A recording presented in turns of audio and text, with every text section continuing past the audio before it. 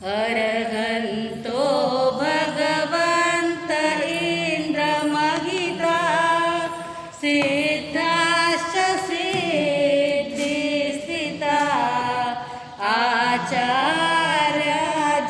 आचार्याजिनशासनो नतिकरा पूजा उपाध्यायका श्री सिद्धान्त सुपाठका मुनिवरा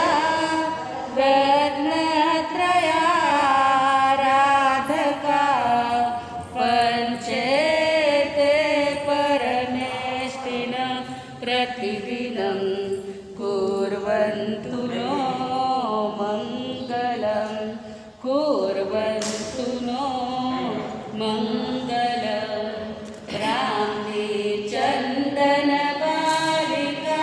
भगवती राजीमती द्रौपदी कौसल्या च मृगावती च सुलसा सीता सुभद्रा शिवा कुन्ती शीलवती नलस्य दहिता चूला प्रभावत्यपि पद्मावत्यपि सुन्दरी दिनमुखे कुर्वन्तु नो मङ्गलं कुर्वन्तु नो मङ्गलम्। एक बार भजन कर ले मुक्ति का जतन कर ले कट जाए लख 84 तू प्रभु का भजन कर ले एक बार भजन कर ले मुक्ति का जतन कर ले कट जाए लख 84 तू प्रभु का भजन कर ले एक बार भजन कर ले ये नर्तन का चोला हर बार नहीं मिलता ये नर्तन का चोला हर बार नहीं मिलता जो गिर गया डाली से वो फूल नहीं खिलता वो फूल नहीं खिलता तू बोल अरे बंदे प्रभु नाम स्मरण कर ले कट जाए लख 84 तू प्रभु का भजन कर ले एक बार भजन कर ले तू व्यर्थ गवाना ना जीवन की ये घड़ियाँ तू व्यर्थ गवाना ना जीवन की ये घड़ियाँ अनमोल रतन है ये तेरे सांसों की लड़ियाँ तेरे सांसों की लड़ियाँ इस झूठी दुनिया से बचने का जतन कर ले कट जाए लख 84 तू प्रभु का भजन कर ले एक बार भजन कर ले दीवानों की टोली में तू नाम लिखा अपना दीवानों की टोली में तू नाम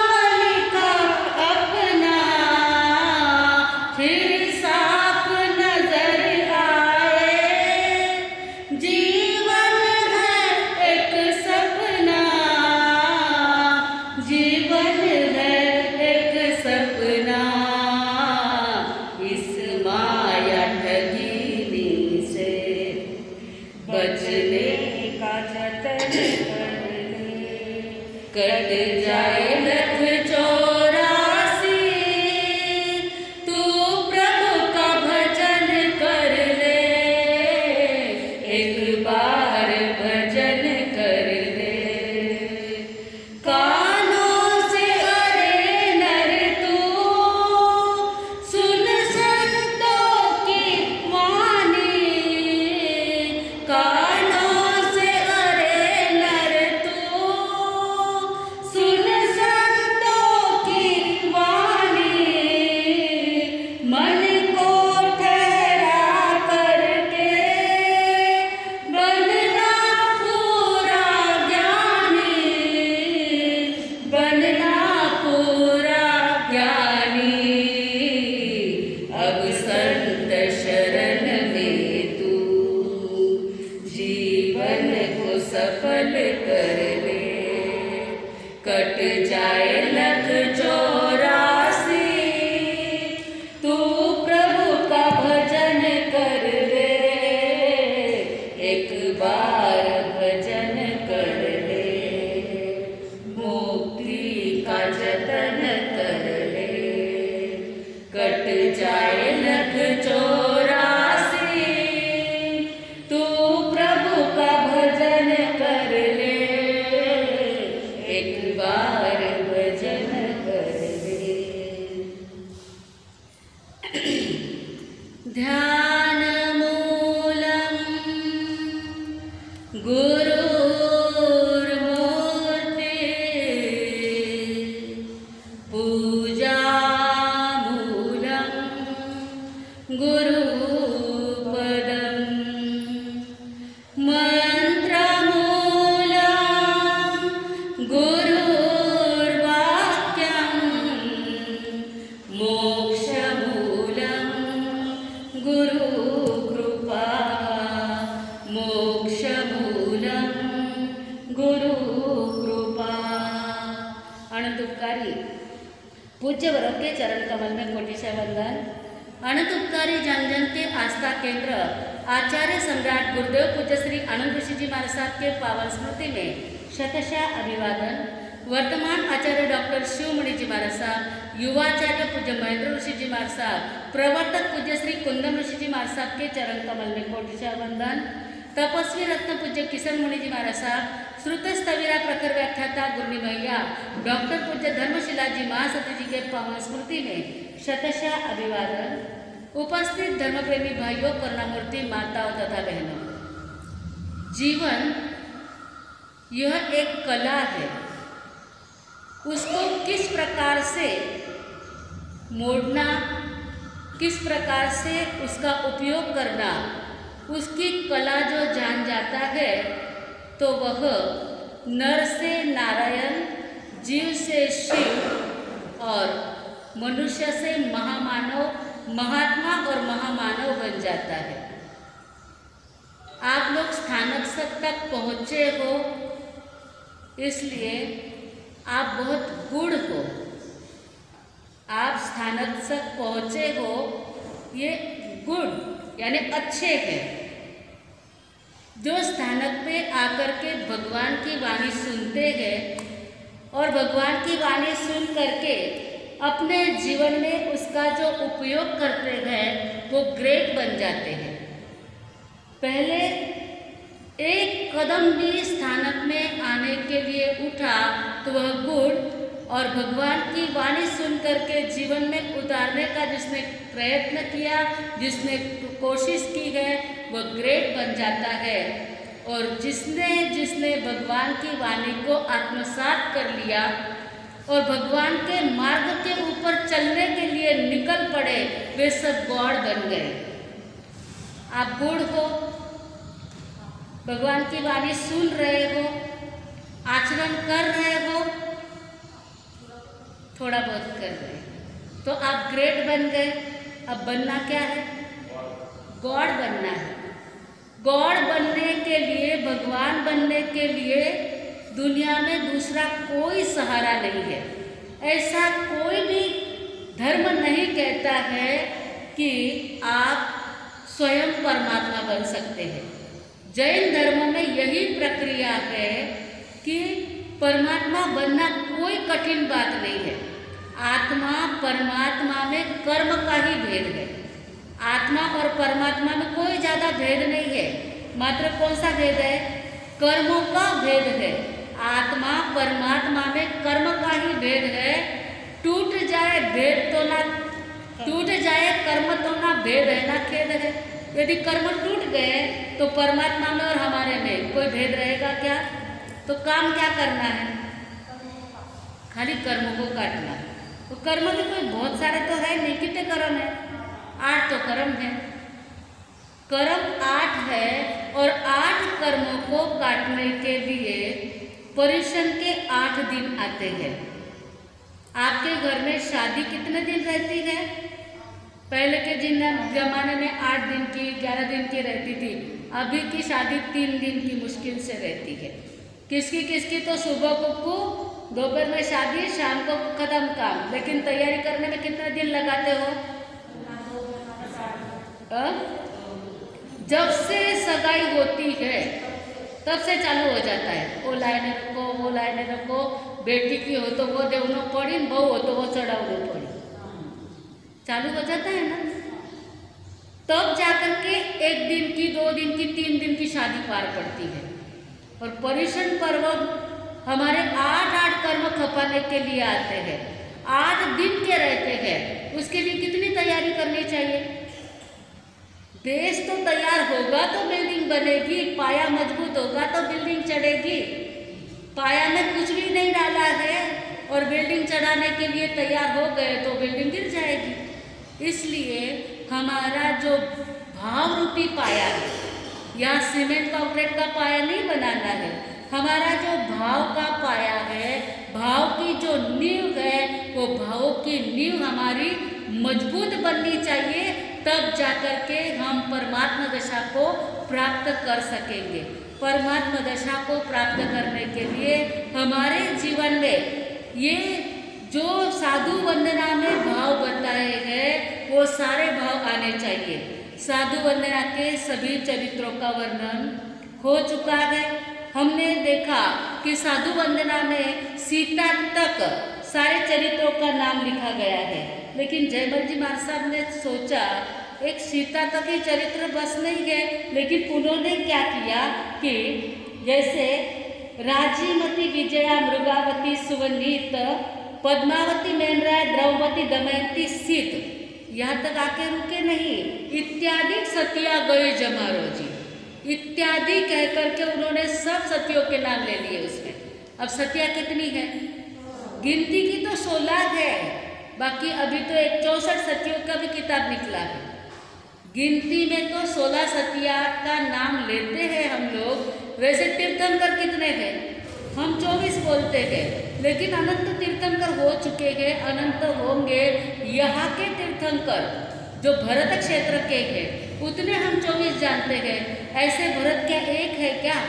5 भरत है, तो पांचों ही भरत में 24-24 तीर्थंकर होंगे।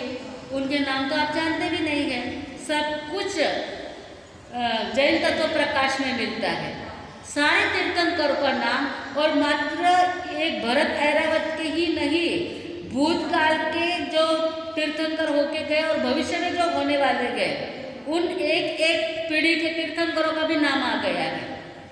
जानना बहुत ज़्यादा जरूरी है।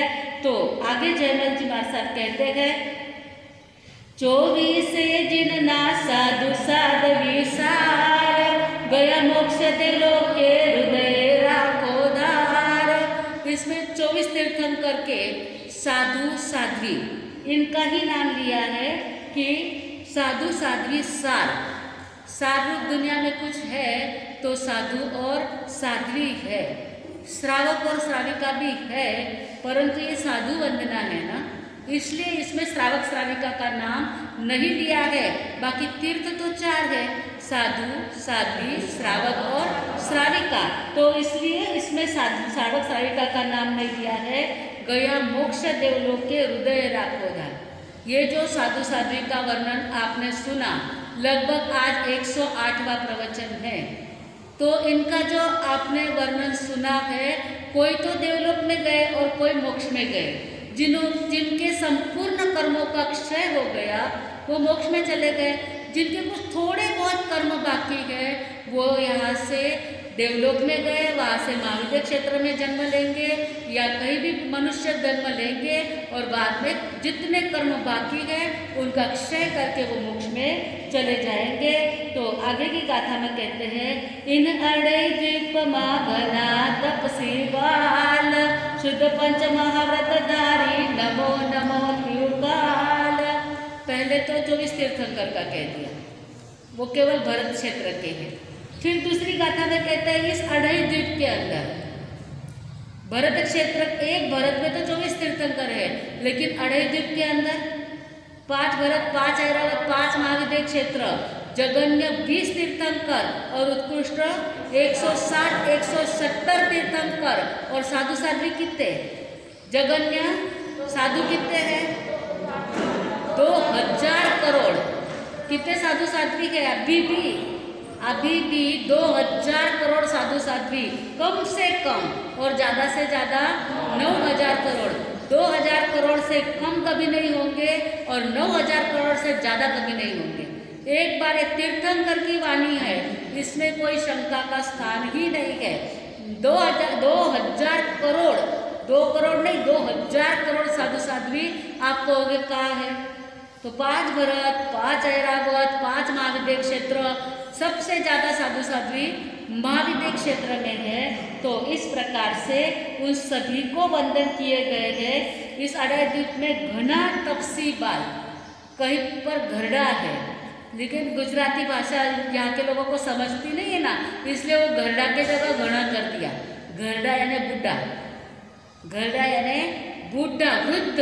जो वृद्ध, तपस्वी और बाल यानी छोटे, छोटे संत है, बड़े संत है, वृद्ध संत है, उन शुद्ध पंच महाव्रतधारी जो शुद्ध पंच महाव्रत का पालन करते हैं, अहिंसा, सत्य, अचौर्य, ब्रह्मचर्य और अपरिग्रह। आपके साधु चोरी करते हैं क्या? झूठ बोलते हैं क्या? हिंसा करते हैं क्या? ब्रह्मचर्य का पालन करते हैं कि नहीं? अब्रह्म का सेवन करते हैं क्या? नहीं करते हैं। परिग्रह रखते हैं क्या? अभी जमाना बदल गया, पुस्तकों का परिग्रह बहुत बढ़ गया। जब मौखिक चलता था ना, गुरु शिष्य को मुख पाठ सिखाता था, उस समय में एक गुरु शिष्य को, शिष्य उसके शिष्य को, वो कब तक चला? देवर्दी गणी क्षमा श्रवण तक चला। जब एक सूट का गाठिया संत वापस देना भूल गए तो विचार किया इतने शास्त्र मुखपाठ कैसे रहेंगे। एक वस्तु देना जब भूल जाते गए, इसलिए उसका लिखान काम चल गया। उस वक्त बहुत विरोध हुआ, कितने 32 आगम लिखेंगे, कितना पसारा होगा, संतों को लेके तो घूम नहीं सकेंगे। और पहले के ज़माने में कोई श्रावकों को शास्त्र पढ़ने की मुभा नहीं थी, कोई श्रावक शास्त्र पढ़ नहीं सकते थे। अब तो सभी शास्त्र सभी पढ़ सकते हैं। और पहले जो शास्त्र थे ना, अभी इतनी किताबें हैं, ऐसी किताबें नहीं थी, भोजपत्र पे लिखा था। अब वो गाथा भी अभी तो इतना बड़ा उत्तराध्याय सूत्र है, तो उसमें भी कितनी गाथा है? बहुत करीब 2000 गाथाएं होती है। वो लाखों के हिसाब में गाथाएं थी। कुछ भूल के कारण, कुछ प्रिंटिंग मिस्टेक के कारण, कुछ भोजपत्र हो गए, इसके कारण बहुत कुछ साहित्य विलुप्त हो गया है। आप तक, हमारे तक जो कुछ पहुंचा है वो तो सागर में बिंदु जितना पहुंचा है, और बिंदु में से बिंदु का अनंतवा भाग भी अपने को आता नहीं है, बिल्कुल कुछ भी नहीं आता है, क्योंकि ज्ञान की कमी है। जो ज्ञान होना चाहिए वैसे आज के शरीर संतान है ही नहीं।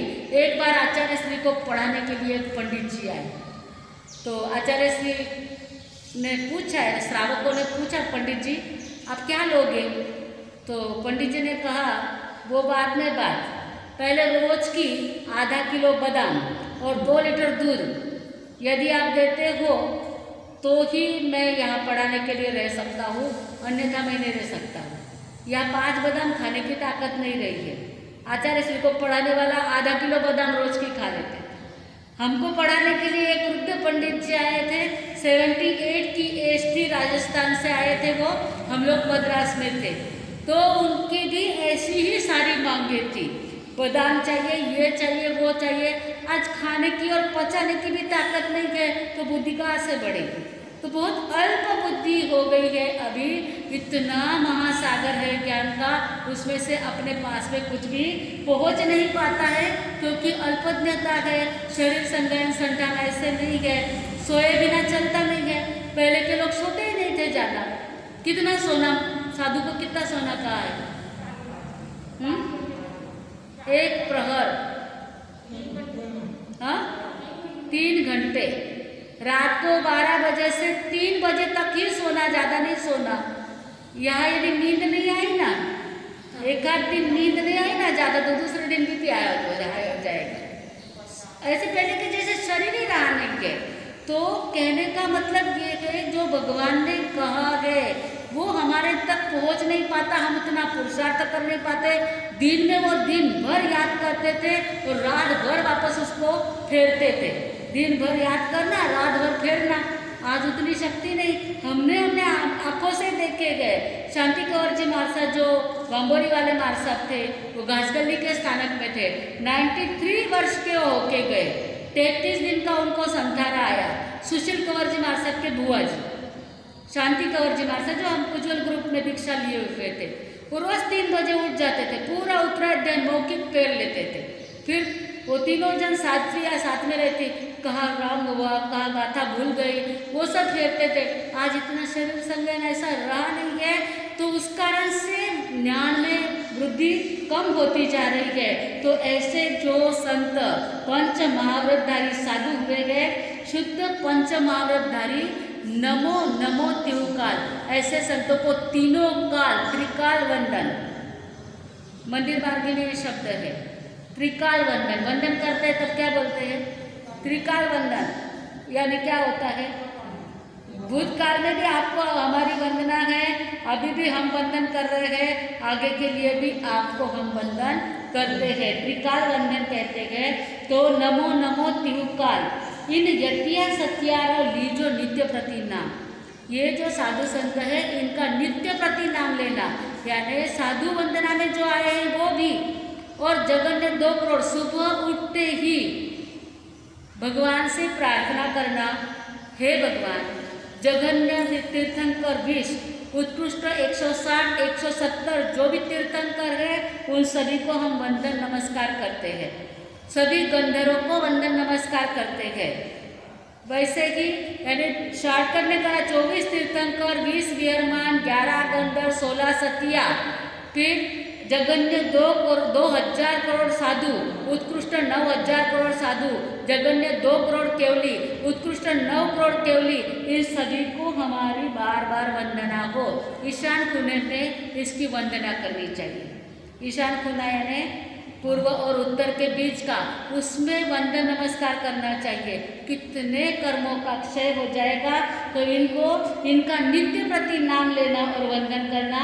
शुद्ध मन की ध्यावो ये तिरन्नोठा, शुद्ध मन से इनका स्मरण किया जाए तो ये तिरण यानी हमें तारने वाले हैं, ये हमें तिराने का स्थान है।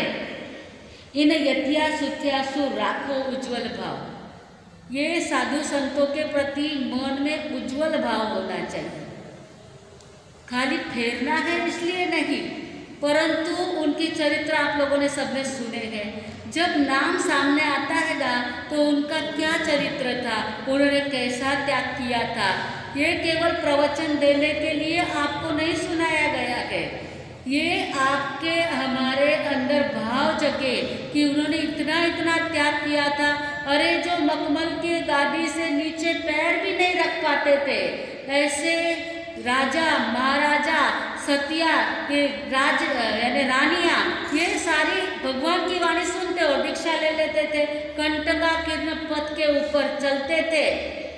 मखमल के गादी में जिनको चुभता था, सरसों का दाना जिनके बिस्तर में चुभता था, कर्मों की सुध नाही पत्थर तन पड़ते देखे। जो मोक्ष मोक्ष के मार्ग के ऊपर आगे बढ़े। वो सभी जीवों ने कभी भी ऐसा नहीं देखा। मोक्ष के प्रेमी हमने कर्मों से लड़ते देखे, मखमल पर सोने वाले भूमि पर चलते देखे। मोक्ष के प्रेमी हमने, जब मोक्ष का प्रेम उनको हो जाता है तो वो मखमल के गादी को, मखमल के आसन को छोड़ करके भूमि के ऊपर, कंकराली भूमि के ऊपर चलते हुए भी उनको हमने देखे गए, जिनके बिस्तर में एक राई का दाना भी चुभता था। और जब साधु बन जाते हैं तो क्या मखमल की गादियाँ होती है? क्या होता है? अरे दिगंबर संतों को तो देखो, वो तो जो नारियल के जो ऊपर का घास रहता है या जो सूखा घास, अचित घास रहता है, उस घास के ऊपर सोते हैं। कितने तो ऐसे ही पट्टे के ऊपर सोते हैं। ठंडी भी लगती है, गर्मी भी आती है, बारिश भी आती है, परंतु ऐसे ऐसे महान संतों को हम भावपूर्वक वंदन करते गए तो उज्ज्वल भाव, राखो उज्ज्वल भाव, इन कहे ऋषि जयमल ये तिरन्नोदा। इनके उज्ज्वल भाव से इनको वंदन करने से ये तिरन्नो दाव, हम दावे के साथ कहते हैं कि इनको वंदन करने से हमारा जीवन तिर जाएगा, हम मोक्ष तक पहुंच पाएंगे। सवत 18 वर्ष साध सिरदार, गढ़ जालर माई एकयो अधिकार। संवत 18 वर्ष साढ़े सिरदार, 1800 संवत, विक्रम संवत 1800 में ये बनाई गई। करीब करीब 670 साल हो गए साधु वंदना बनने में।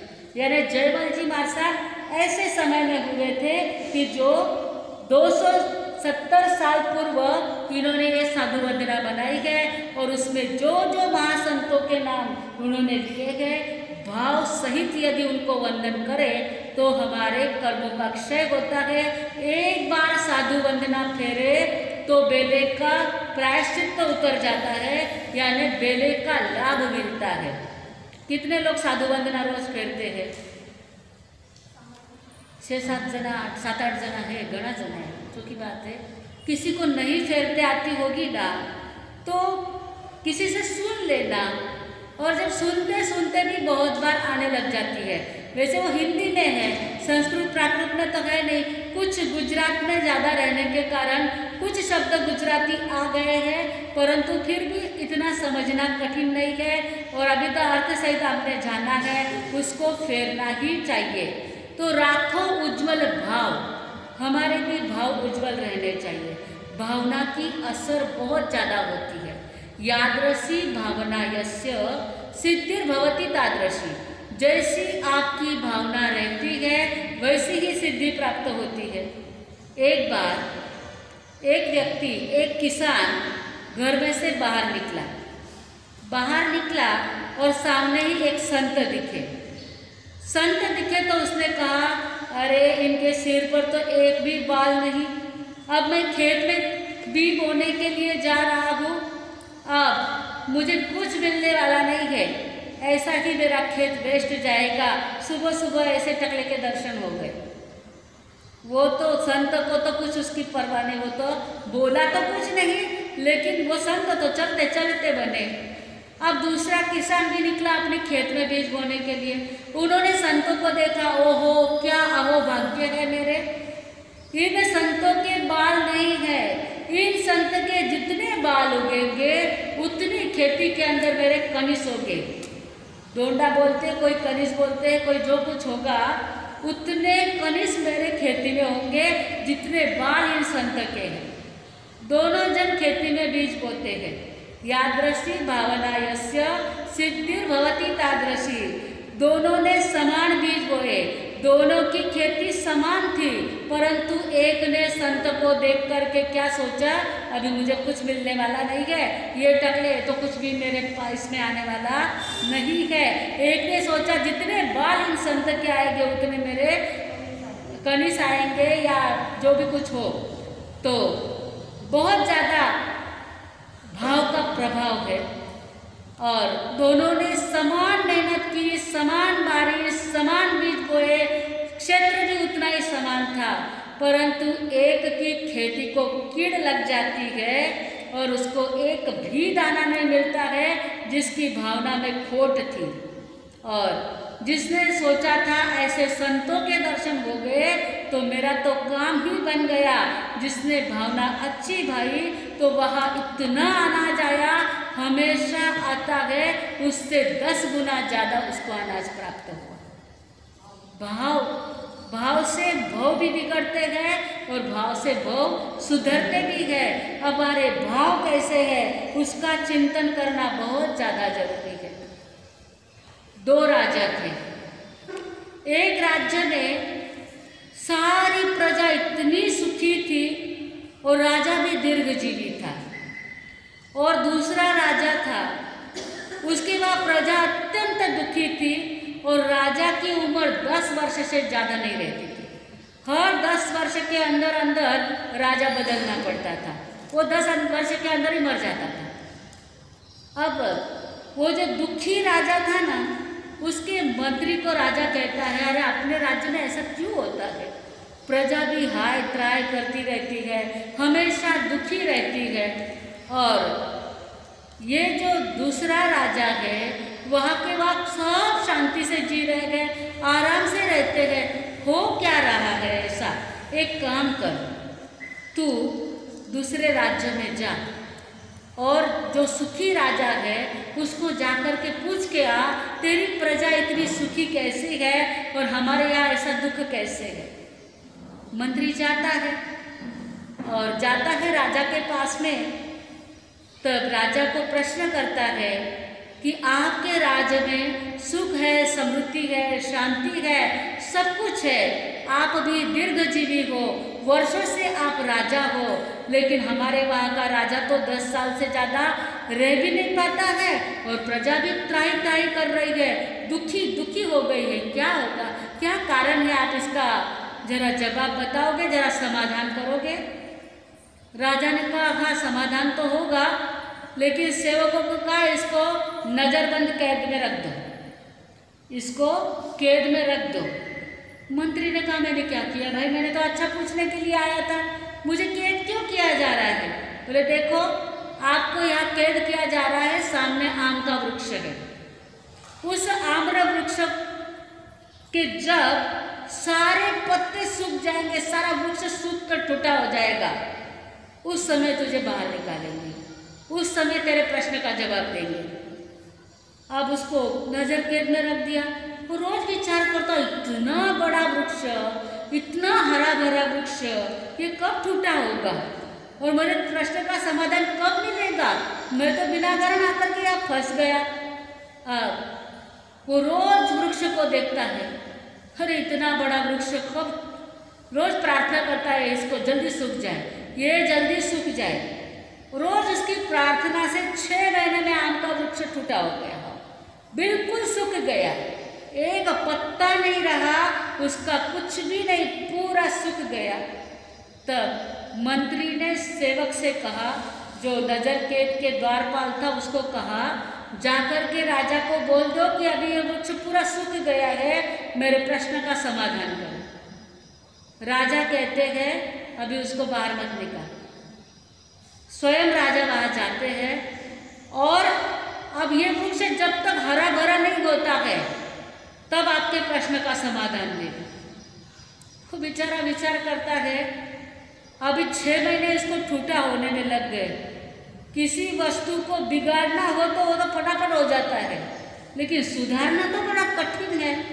अब ये कब हरा भरा बनेगा, इसके कब पत्ते आएंगे, कब फल आएंगे, कैसे होगा? अजीब का राजा है। अरे जवाब नहीं देना है तो एक बार कह दे कि मुझे तुझे जवाब नहीं देना है, लेकिन मुझे क्यों इधर कैद करके रखा है? अब वो वृक्ष के सामने रोज देखता है, पहले तो 1-2 दिन सोचता है ये टूटा, कब बड़ा होगा, कब इसके फल फूल आएंगे, बहुत सोचता है, फिर रोज प्रार्थना चालू हो जाती है उसकी, ये हरा भरा हो जाए, इसको जल्दी फल लगे और मैं यहाँ से मुक्त बनूँ। 4 महीने में वृक्ष हरा भरा हो जाता है उसको फल भी लग जाते हैं और उसको पूछने को भी जाने की जरूरत नहीं पड़ती है। राजा स्वयं आ जाते हैं और कहते हैं तुझे मुक्त किया जाता है, तू अपने राज्य में जा सकता है। अरे लेकिन मेरे समाधान तो करो। क्या समाधान करना, होगा या नहीं तेरा समाधान? समझा नहीं तुझे कुछ? आपको समझा? समझा? सगळ्यांना समझो काही समझो? यादृशी भावना यस्य सिद्धिर्भवति तादृशी। जैसी भावना रहती वैसा होता है वो। लेकिन मंत्री कहता है मुझे नहीं समझा। तो बोले अरे पागल, इतना भी नहीं समझता? तू वृक्ष के सामने देखता रहता था, पहले तूने चिंतन क्या किया ये जल्दी सूखे और मैं यहाँ से छूटूं, मेरे प्रश्न का समाधान हो जाए। तो तेरे 6 महीने की अशुभ भावना से ये वृक्ष पूरा ठूठा बन गया। और जब तूने 4 महीने तक शुभ भावना का चिंतन किया तो वृक्ष हरा भरा बन गया। तो राजा की भावना ही ऐसी है तेरे राजा की भावना प्रजा के पास से कर वसूल करना, अधिक से अधिक कर वसूल करना, और लोगों को, प्रजा को सुखी नहीं देख सकता। वो कर वसूल करेगा तो लोगों के पास में क्या रहेगा? अब जब लोगों के पास में कुछ ज़्यादा कर वसूल करेगा तो लोगों के पास में कुछ नहीं रहता है, और जब कुछ नहीं रहता है तो प्रजा क्या सोचती है? ऐसा राजा जल्दी मरे तो अच्छा। क्या सोचता है? ऐसा राजा जल्दी मरे तो अच्छा। वो सारे लोगों की दुर्भावना उस राजा के ऊपर पड़ती है, इसलिए 10 साल से ज़्यादा राजा टिक ही नहीं पाता है, वो जल्दी मर जाता है। और यहाँ का जो राजा है वह लोगों से ज़्यादा कर भी वसूल नहीं करता है, लोगों को जितनी सुविधा दे सके उतनी देता था। इसलिए सब लोग क्या सोचते हैं? ऐसा राजा हमको भवोभव मिले, ऐसे लोग हमें भवोभव मिले। आपके घर में आपके कोई ऐसे रिलेटिव हो या आपके माँ हो या आपकी सासू हो, अच्छा बर्ताव करती हो तो कैसा लगता है? इसी सासू सगळ्यांना मिलो, या ऐसी माँ सबको मिले। और जिसकी सासू या जिसकी माँ या जिसकी एनीवन, कोई भी पति, कोई भी को जो तकलीफ देते हो तो उसके लिए शुभ भाव आएंगे क्या? क्या सोचेगा? ये अगर मरे तो चोखा। दुर्भावना लगती है।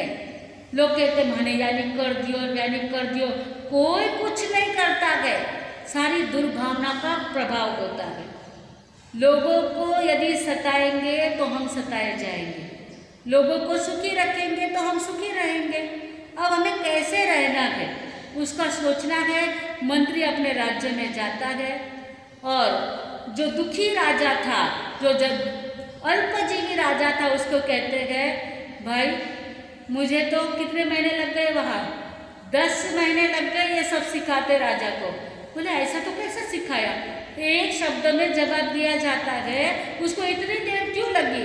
सारी बात कहता है, मुझे नज़रबंद में रखा, वृक्ष के सामने मैं देखता रहता था, दुर्भावना से वो सूख गया, सद्भावना से वो हरा भरा हो गया।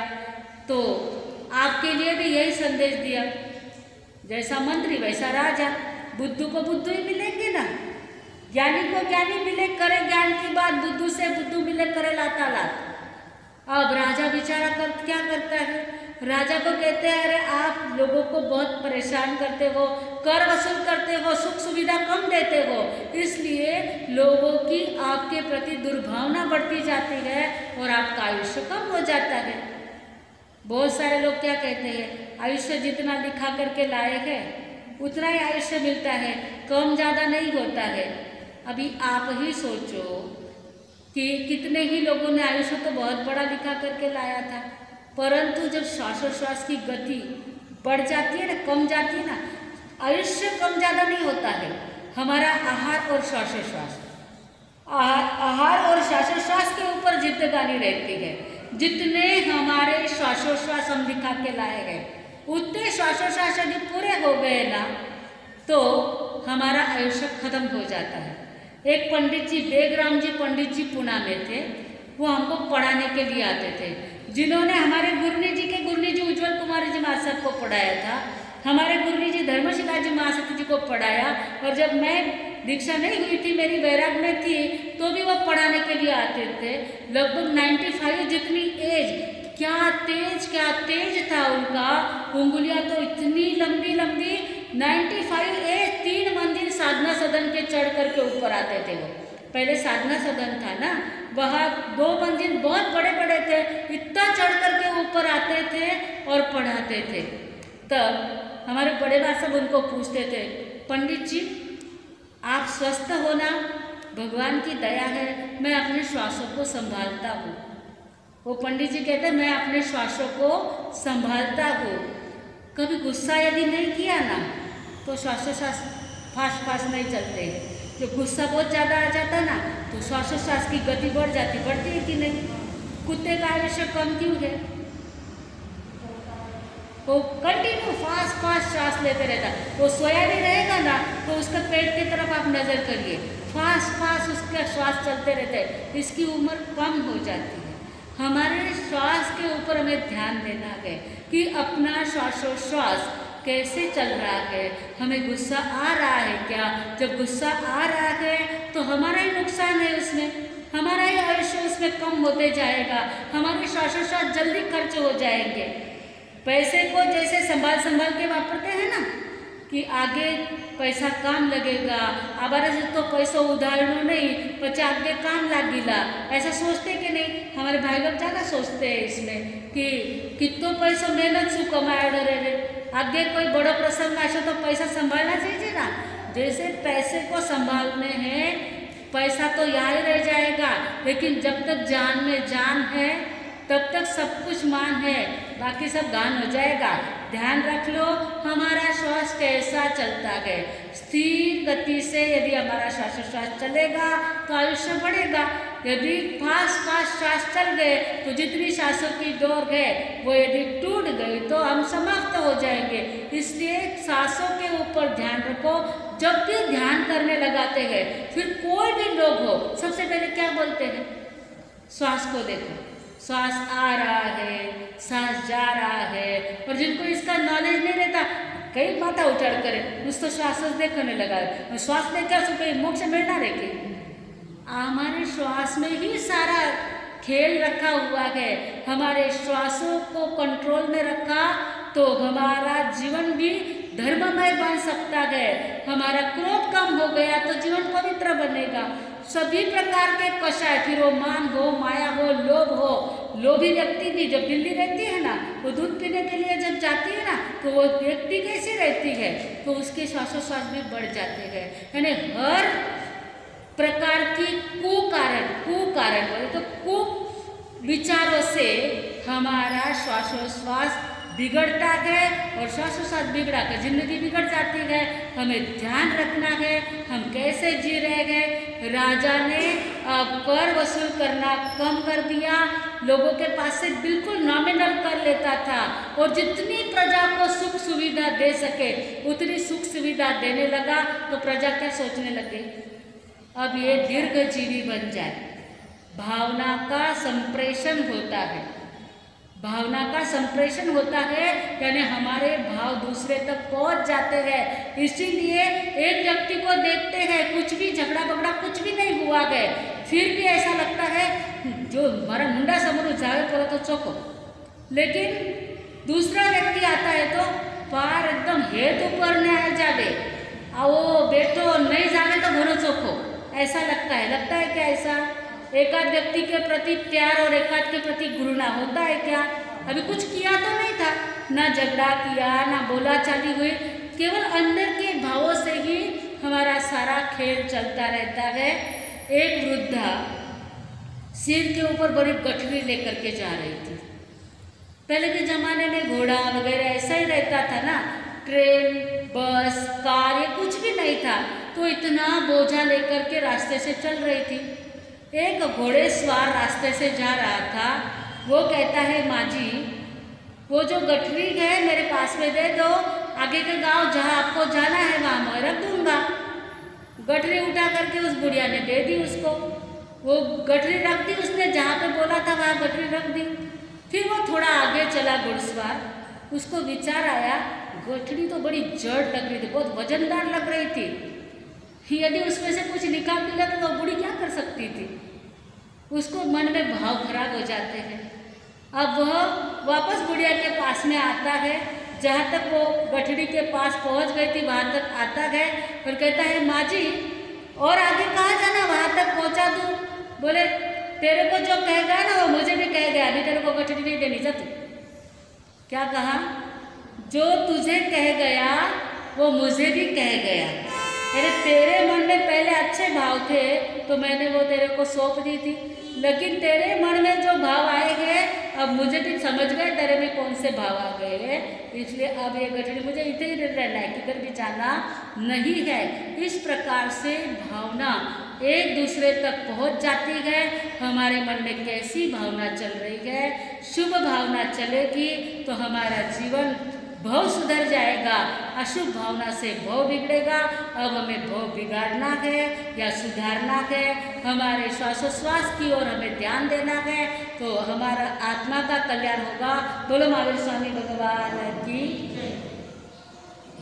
बड़ी साधु वंदना आज पूर्ण हो गई है और इसमें जो भी कुछ भगवान ने कहा है, जो भी कुछ अभी हमें तो अपने को तो केवल ज्ञान केवल दर्शन है नहीं, जिन जिन चरित्रों को हमने कहा है आपने सुना है, इसमें जिन आज्ञा के विरुद्ध जो भी हमारे अल्पज्ञता के कारण आपको कहा गया हो और उसमें कोई त्रुटि रह गई हो तो अर्यंत सिद्ध केवली भगवान की साक्षी से तत्समिच्छामि दुक्कड़म। और जो भी कुछ अच्छा है वो पूज्य जयमल जी महाराज साहब ने लिखा है, उसका विश्लेषण जो अन्य कुछ विनोद मुनि जी महाराज साहब है, फिर पद्म मुनि जी महाराज साहब है, बहुत सारे लोगों ने उसका विश्लेषण किया है। आगम के अनमोल रत्न इन ग्रंथों का जिनका भी आधार लिया है, इन सभी के भी महान उपकार है। इन सारे चरित्रों को लिख करके उन्होंने अपने तक पहुंचाने का काम किया है। तो ऐसे सभी को भी वंदन नमन। बोलो महावीर स्वामी भगवान की। पचकान एकासना उगेश्वरे एकासनम पचके त्यम प्यारनमाश्रम खैमम साइमम अनत्था भगनम सहसा गारणम महत्ता गारणम एक टंग प्रांति व्यारा पचकान ओ श्रे। एकासना करने वालों को और कोई पचकान कल के प्रश्न का